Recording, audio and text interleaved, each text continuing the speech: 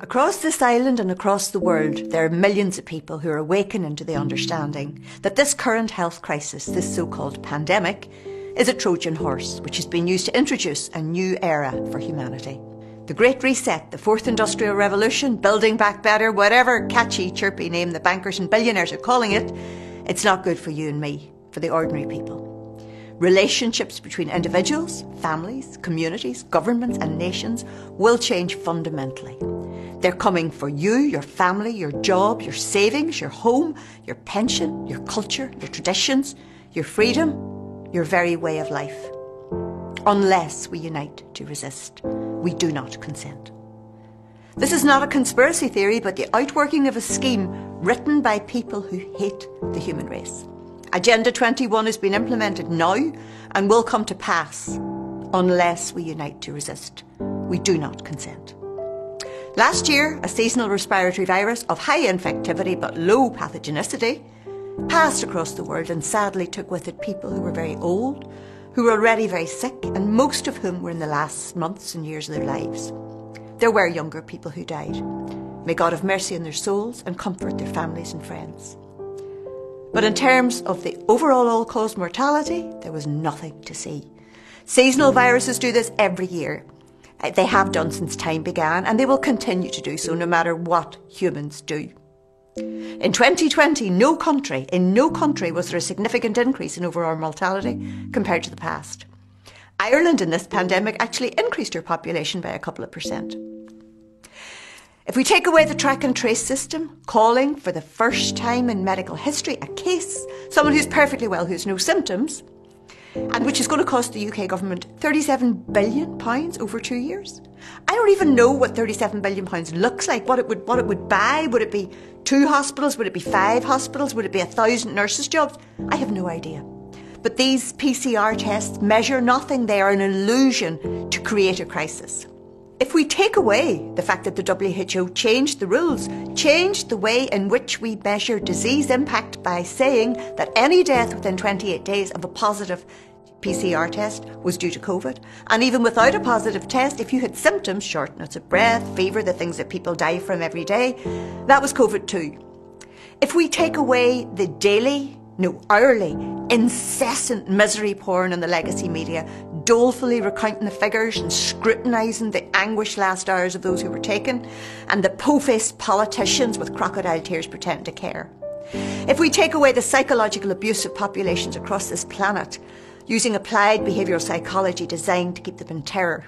If we take away the signage, the arrows, the one-way systems, walk, don't walk, the yellow notices on every flat surface, the sanitisation, the masks, all the paraphernalia of this neurolinguistic programme and mental abuse which tells us that we are the biohazards, we are a danger to our families and friends.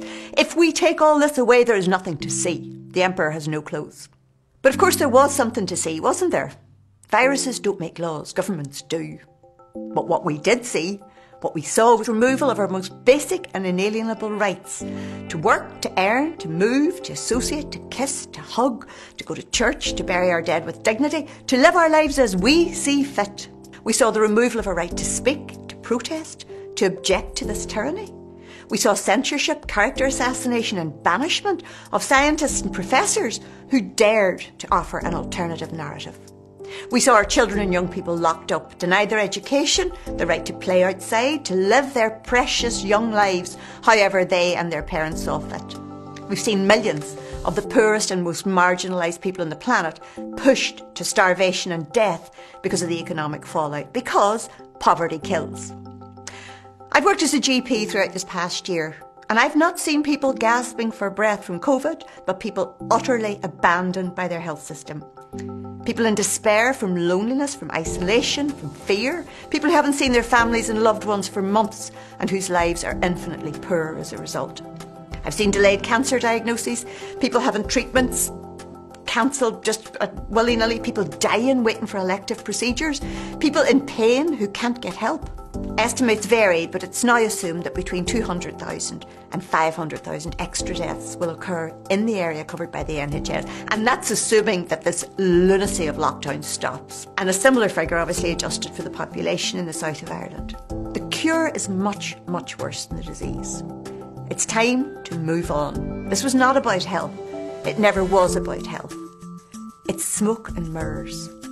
There are around 30 published papers internationally showing that right across the globe, lockdowns don't work. And if they do, why are we still locked up a year later? The health and economic fallout from this will cost millions of lives, and it will end the way that we live now forever. It's over. The lie has been exposed. We must stand together. We do not consent.